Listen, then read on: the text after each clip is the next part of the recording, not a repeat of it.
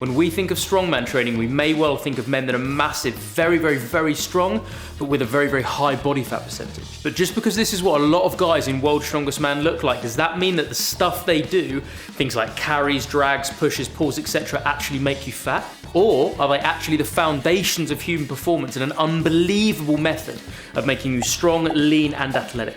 Let's find out. Hey team, welcome back to the channel.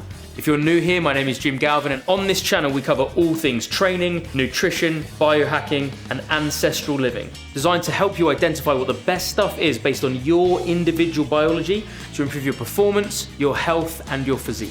And today I want to discuss the pros and cons of strongman training and whether it'll hinder your performance in your physique or whether it'll slingshot us to becoming stronger, leaner, and more robust. So let's get cracking, shall we?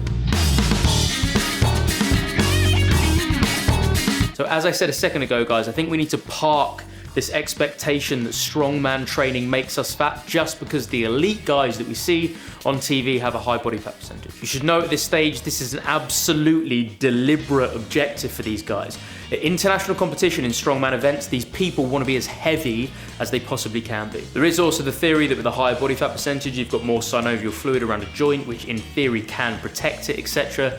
So these are just a couple of examples of why these guys at international level would want to be as heavy as possible. But again, it is their objective to have a high body fat percentage. We need to park our expectation that that kind of training makes you fat. It's probably safe to say that their body composition doesn't exactly come purely from their training style and might have something to do with their 15 to 20,000 calorie a day diet. Okay, so we've now got a blank canvas of expectation. So what is strongman training? There's some movements that are static holds, mainly grip and shoulder based, or a Zercher walk as an example, which is an isometric on your trunk and upper body, obviously your lower body's moving. But most events are actually pretty bloody dynamic. A lot involve short sprints, the rapid cycling of different movements, and explosive throws or pulls. A classic Atlas stone ladder as an example can't be lifted slowly. This is, in essence, guys, a speed movement. That's the funny thing, guys. If we consider sprints and dynamic movements and explosive pushes, pulls, and throws in time frames of kind of less than 2 minutes as components of athleticism, strongman training could be considered infinitely more athletic than, say, powerlifting, or even, might be a bit controversial, Olympic lifting. Powerlifting and Olympic lifting are always the same, very one-dimensional, and strongman training lasts longer, different time frames, and realistically, you don't even know what the events are going to be half the time because everything is encompassed in this three-dimensional sport. But are there any downsides, I hear you cry? Obviously, I've been having to think about this question over the last couple of weeks, and there are only one or two that I've actually managed to come up with. A lot of strongman movements might require you to work more at the top end of the movement, and unless the event itself was squats as an example, range of motion might be quite limited. But if you think about it, this could actually be said of a lot of sports, and this is kind of why accessory stuff exists in the first place. So if someone's program was rotating between strongman training sessions and functional or corrective bodybuilding sessions, where we do a lot of full range stuff, a lot of core, a lot of unilateral work, then this problem in this argument kind of disappears straight away and it's all gravy. Another possible disadvantage is that handling some of these awkward heavy objects is, well, awkward and heavy. The center of mass of an Atlas stone is quite far away from the center line of the body as an example when you're holding it. But again, you wouldn't go straight into this stuff without developing the foundation of strength and robustness in the first place. You develop that bedrock and progress from there. And the fact that it causes things like your core stabilizers and your grip and your pull levers to have to work in a very different way from doing typical kind of barbell complex work is both kind of the objective and kind of the benefit, right? And for me personally, that is actually one of the appeals. That's one of the reasons I do this kind of work, because I enjoy it and it does differ from standardized kind of barbell gym stuff. This is a pretty rubbish argument anyway, really, because if you compare it to something like Olympic lifting, it sounds like I'm bitching about Ollie lifting here. I'm really not. It's just quite a good vehicle to use as like a parallel training program. Say I had a client, right? Somebody new who came to my athletic development club class, and they had a moderate level of strength, low to moderate level of coordination and mobility, but fairly low level of skill because they hadn't done a lot of this stuff before.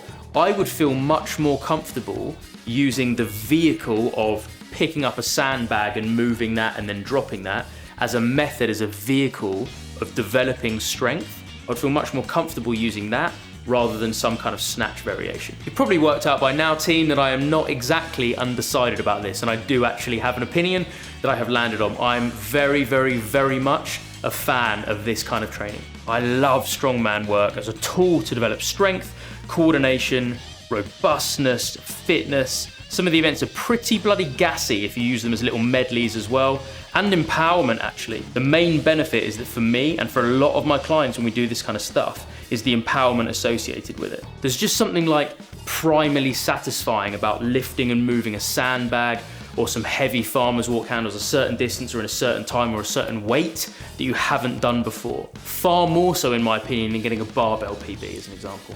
It's like our inner Paleolithic brain is satisfied that it managed to conquer the biggest rock in the valley or something. Whatever it is an amazing, empowering feeling, trust me on this. If this kind of work is something you're interested in introducing into your routine, then things like sled pushes and pulls, sandbag carries and lifts, and farmer's walk carries are probably the best kind of most accessible options to start with. For farmer's walk handles, I'm actually a big fan of these straps, these 1-ton lifting straps. Super cheap and much more movable and space saving than their massive metal counterparts. Here in the UK, now that social distancing is no longer compulsory as of a couple of weeks ago, I know that sleds are starting to make a return to the turf and functional area of a lot of gyms, so now is a perfect time to get involved with that.